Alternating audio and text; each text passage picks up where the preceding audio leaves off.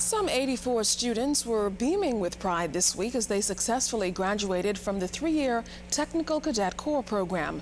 The commencement ceremony was held last evening at the Wyndham Nassau Resort and Crystal Palace Casino. Our LTV's Munnings was there. It took them 3 years, and now these students of the Technical Cadet Corps program can add graduate to their name. And they successfully completed the program that navigates them through the world of technology. Since its inception in 1990, thousands of Bahamian professionals credit the work attained in the Technical Cadet Corps program. Executive Director Trevor Ferguson lauded the cadets' performance in the brand new A+ computer repair program that's specifically designed for professionals. These students completed all of the internet courses and tests necessary to get through the program. There are only 2 additional tests for these students to be certified students, certified A+ computer repairmen, ready for industry. Education, Science and Technology Minister Jerome Fitzgerald delivered the keynote address and was also pleased with the students' results. He's advocating for more students to take advantage of the technology-based programs for national development. The reality is that the government is adamant about increasing the number of students who benefit from the nation's investment in education. We therefore have to take swift steps to include a larger pool of students in the national picture for technical and vocational training, or applied academics, which encapsulates such areas as photography, basic construction, computer repair and networking, cabinetry, architecture, air conditioning installation, tile and carpet laying, heavy equipment operations, automotive repair and diesel engine repair, and similar fields. While each student received an award, there were some outstanding students who received scholarships and disciplinary awards. The most outstanding cadet award went to Sean Roll. The program is sponsored by the Bahamas Electricity, Water and Sewerage and Broadcasting Corporations, along with the Bahamas Telecommunications Company. Altovise Munnings, ZNS News. It appears a vexing garbage collection problem at Arawak Key has been resolved. Carla Palmer tells us the issue, which left vendors up in arms, may result in a new policy. Arawak Key is a much cleaner site this Wednesday, unlike the day before, when garbage was overflowing at the local fish fry. Operations manager there, Sonny Russell, says the garbage collection delay was the result of the recent inclement weather. He says at no time did it pose a danger to the public. The rain hampered us from collecting the garbage in a timely manner.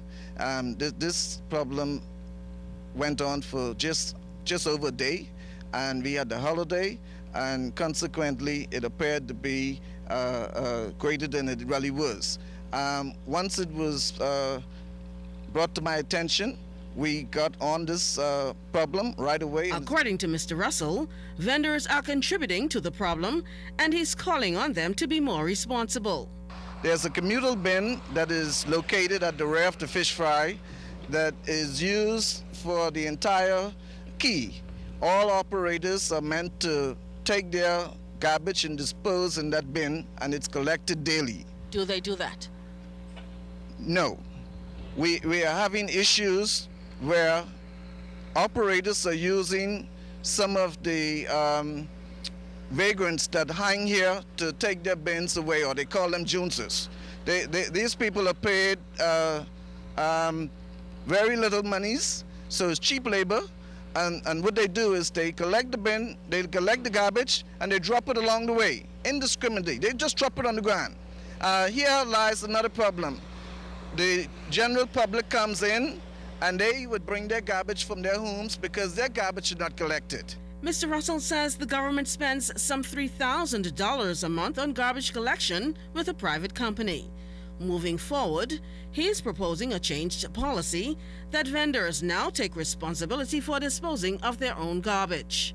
We would call a meeting with the vendors, and we will then recommend that the same responsibility that other business owners have to adhere to, providing bins for themselves, we would go to those smaller containers that each vendor ought to have, and we'll get rid of the communal bin that is posing a problem for the entire area. The proposal is already being met with opposition by at least one vendor, Buddy McCarty of Twin Brothers. That's something that we had tried before. It didn't work. Because the problem is, you imagine if you have 30, 40 stores here and 30 bins behind the stores, if you think it was bad, the other day it'll be worse. Because a lot of people, they will not clean up their mess. Trust me on that. And then you have rats and a bunch of roaches and stuff. That is not a good thing. No, I think the way it is right now is good. My only concern is that I wish that we had another, like a specific area to put our garbage bin. The operations manager at Arawaki did not give a date or timeline, but says he will meet with the vendors to discuss the new garbage collection policy. Carla Palmer, ZNS News. BTC says its East Street South infrastructure has developed a major fault, and almost 1,000 land phone and internet users in the area don't have service tonight. Now, BTC says it's working on the problem and looking to have the system up and running as soon as possible.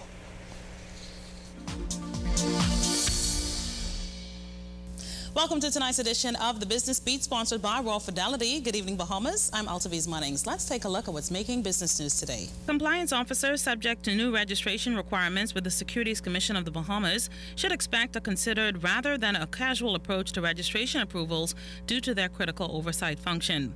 Commission Executive Director Dave Smith expressed this in his keynote address to the Bahamas Association of Compliance Officers annual general meeting held at the British Colonial Hilton Hotel this past Monday.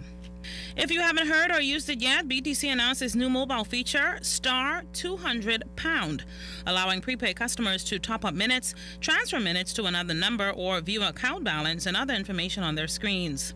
Star 200# will eventually replace the current account check Star 44 that offers similar but limited features. And from regional business, according to the findings of a new report to be released at the Rio 20 Summit, Latin America and the Caribbean face annual damage of $100 billion by 2050 from diminishing agricultural yields, disappearing glaciers, flooding, droughts, and other events triggered by a warming planet. Remember, you can send us an email or join us on www.znsbahamas.com or become our friend on ZNS's official Facebook page. And that's tonight's edition of the Business Beat, sponsored by Royal Fidelity. I'm Altaviz Munnings. Thanks so much for watching.